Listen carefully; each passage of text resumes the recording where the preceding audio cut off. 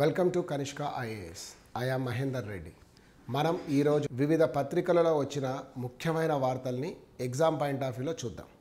అందులో మొట్టమొదటగా మనకు క్యూఎస్ యూనివర్సిటీ వరల్డ్ ర్యాంకింగ్ అని ఒకటి ఇస్తారు.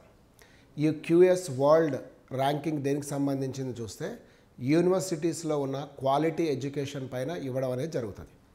ఈ సంవత్సరానికి కనుక మనం తీసుకుంటే టొరంటో యూనివర్సిటీ ఈ యొక్క సస్టైనబిలిటీలో మొదటి స్థానాన్ని సంపాదించిందని చెప్పొచ్చు. అదేవిధంగా ఇండియన్ యూనివర్సిటీస్ కనుక మనం తీసుకుంటే ముఖ్యంగా ఎన్వైర్మెంటల్ ఇష్యూస్ బేస్ చేసుకున్న తర్వాత బెంగళూరులోని ఐఐఎస్సి అంటే ఇండియన్ ఇన్స్టిట్యూట్ ఆఫ్ సైన్సెస్ ఏదైతే ఉందో దానికి 58వ స్థానం రావడం అనేది జరిగింది. అదేవిధంగా మనకు ఢిల్లీ ఐఐటి 177 ర్యాంక్ అనేది ఒకటి కనిపించింది. సో ఇండియాలో మనం క్యూఎస్ ర్యాంకింగ్లో చూసుకున్నప్పుడు టాప్ 10లో ఉన్నాయి. ఈ యొక్క వరల్డ్ యూనివర్సిటీ ర్యాంకింగ్లో కూడా తన స్థానాన్ని సంపాదించుకున్నట్లుగా మనకు కనిపించింది. తర్వాత రెండవ దానికి వచ్చే వరకు అమెరికా వీసా అనగానే మనందరికీ చాలామందికి ఆసక్తి కలుగుతూ ఉంటుంది. సో ఈ మొత్తం అమెరికాలో వీసాలు దాదాపు 9 రకాలు. అందులో F1 వీసా అనేది ఏంటంటే విద్యార్థులు విద్యను అభ్యసించడానికి వెళ్ళడం కోసం ఇచ్చేదే F1 వీసా అంటాం.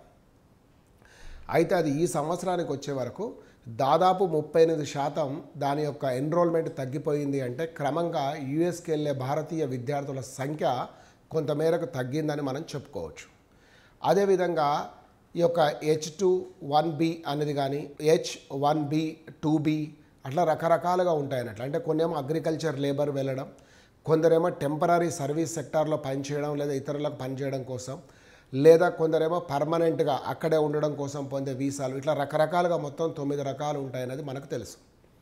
తర్వాత మూడవ వార్తగా మనం ఈరోజు చూసింది ఏంటంటే అమెరికాలోని మానవ హక్కుల ఈ యొక్క డైరెక్టర్ జనరల్గా ఇండో అమెరికన్ మహిళ అయిన ఈ యొక్క హర్మిత్ ధిల్లాన్ గారి నియామకం అనేది జరిగిందనేది మనం ఒకటి చూసాం.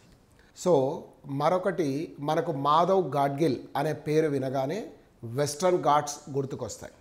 వెస్ట్రన్ ఘాట్స్లో పర్యావరణం కొల్లగొడతపడుతుందని, విపరీతంగా తవ్వకాలు జరుగుతున్నాయని, అటవీ సంపదనంతా దోస్తున్నారని, ఇదంతా పరిరక్షించకపోతే ఈ యొక్క వెస్ట్రన్ ఘాట్స్ ప్రమాదంలో పడతాయని తాను చేసిన ఉద్యమం చివరికి 2011లో ఆయన ఇచ్చిన నివేదిక కారణంగా ఆయనకు అనేక అవార్డులు లభించాయి. ఈరోజు తన 82వ ఏట యునైటెడ్ నేషన్స్ పర్యావరణానికి సంబంధించి అంటే ఛాంపియన్ ఆఫ్ ది ఎర్త్ అనే అవార్డును ఈరోజు ఆయన పొందారు అన్నది మనం పత్రికలలో ఒక వార్తగా చూడడం అనేది జరిగింది. తర్వాత చాలా కాలంగా గత 10 yearsగా ఇండియన్ గవర్నమెంట్ అనేక స్కీమ్స్ తీసుకొచ్చింది. 1 నేషన్ 1 ఎలక్షన్ అనే స్లోగాన్ ఇప్పుడు నడుస్తుంది.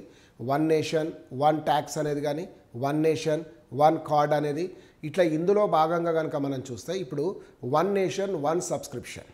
ఈ సబ్స్క్రిప్షన్స్ ఏంటంటే ప్రత్యేకంగా ఐఐటీస్ అండ్ యూనివర్సిటీస్లో లేదా వివిధ విద్యాలయాల్లో చదువుకునే స్టూడెంట్స్కి వాళ్ళు ఒకసారి కనుక సబ్స్క్రిప్షన్ తీసుకుంటే ఇండియాలో ఏ లైబ్రరీతోటైనా డిజిటల్ యాక్సెస్లోకి రావచ్చు. సో వరల్డ్లో మొత్తం అన్నిటికి కూడా 13,800 జనరల్స్ అనేటివి వస్తాయి. మ్యాథమెటిక్స్ కావచ్చు, ఫిజిక్స్ కావచ్చు, లైఫ్ సైన్సెస్ కావచ్చు, సోషల్ సైన్సెస్ కావచ్చు, కామర్స్ కావచ్చు. సో ఆల్ రిలేటెడ్కి సంబంధించిన జనరల్స్ అనేవి వీళ్ళకి యాక్సెస్ వస్తాయి. ఒకసారి మీరు కనుక సబ్స్క్రిప్షన్ తీసుకుంటే అన్నది ఒకటి మనం వార్తగా చూడడం అనేది జరిగింది. సో మరొకటి మనందరికీ తెలిసిందే ఈ యొక్క పర్యావరణానికి సంబంధించిన దాంట్లో రోజు ఒక వార్తగా చూస్తున్నాం. సో ఈరోజు కనుక మనం చూస్తే మనం ఇదే విధంగా కర్బన ఉద్గారాలు అంటే కార్బన్ ఎమిషన్స్ను కనుక మనం వదులుతూ వస్తే 2015లో ప్యారిస్ ఒప్పందంలో మనం చేసుకున్నది మనం ఇండస్ట్రియల్ రెవల్యూషన్ టైంకు ఉన్న వరకు ఆ యొక్క 2 degrees లేదా 1.5 degrees వరకు మనం టెంపరేచర్ తగ్గించాలన్నది కాకుండా ఇదే విధానం కనుక కొనసాగితే 2060 నాటికి 3 degrees యొక్క temperature South Asia, central Europe and ఆఫ్రికాలలో దాదాపు 33 ప్లేసుల్లో ఈ యొక్క టెంపరేచర్స్ అనేవి పెరుగుతాయని, మరికొన్ని ప్రాంతాలలో 2 degrees కూడా పెరగవచ్చని, దీని ద్వారా మనకు అనేక సమస్యలు ఉత్పన్నం కావచ్చు. ఒకటి ఐస్ మెల్ట్ ఒకటే అన్నది కరెక్ట్ కాదు. దాంతోపాటుగా మరొకటి మనకి ఏంటంటే ఈ యొక్క రైజ్ ఆఫ్ ద ఓషన్ ఆ యొక్క మీన్ సీ లెవెల్స్ పెరగడం కానీ, దాంతోపాటుగా కొన్ని జీవజాతులు మరణించే అవకాశం కానీ ఇట్లా ఎక్సెట్రా చాలా వస్తాయి. సో అది ఒకటిగా మనం వార్త చూసాం. చిట్ట చివరిగా మనం చూసింది ఈనాడులో ఒక ఆర్టికల్ ఏంటంటే ఈరోజు మత్తు పదార్థాల గురించి మనం చూస్తూ ఉన్నాం. ఈ మత్తు పదార్థాలను వదిలివేయకపోతే యువత చాలా ప్రమాదం, దేశానికే పెద్ద ప్రమాదం అయ్యే అవకాశం ఉంది. దానికోసం కేంద్ర ప్రభుత్వం ఒక toll free number de addiction 14446 de addiction ఈ యొక్క దానికి కనుక కాల్ చేస్తే ఎవరైనా బాధితులు ఉంటే వాళ్ళని చేర్చే అవకాశం ఉంటుంది. డి అడిక్షన్ సెంటర్లో వాళ్ళే వచ్చి తీసుకెళ్తారని చూసాం. సో అసలు ఈ మత్తుకు ఎందుకు బానిసలు అవుతున్నారంటే, ఒకటి విద్యా వ్యవస్థలో ఉన్న లోపాలు, ముఖ్యంగా పిల్లల యొక్క ఆసక్తిని గమనించకుండా పేరెంట్స్ బలవంతంగా వారిపైన వారి శక్తి మించిన సబ్జెక్టులు రుద్దడం, రెండవది దానివల్ల వాళ్ళ ఫెయిల్యూర్స్ రావడం, మరొకటి నిరుద్యోగత ఉండడం. దీంతోపాటు ఇటీవల కాలంలో కొంతమందికి అకారణంగా డబ్బులు కూడా లభ్యమవడం, అంటే particularly the parents not able to be focus on their childrens. So ఇవన్నీ కూడా మనకు కనిపిస్తున్నాయి ఈ యొక్క మత్తు బానిస కావడానికి.